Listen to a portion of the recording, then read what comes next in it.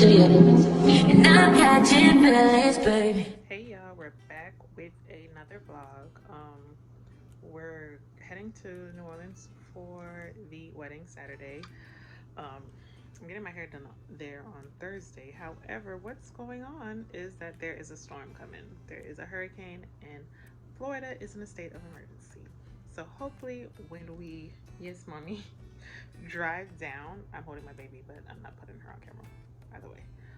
Hopefully when we drive down, the airports are still open and we can still make our flights, because our flights is tomorrow morning at 8. So hopefully everything's up to par. I know the video kind of looks a little dark. It's because my ring light's already packed and in the suitcase, and my man is loading up the car right now, and I'm just sitting on the living room floor with my baby while she looks at the ending credits of Vivo on Netflix. So hopefully this goes smooth.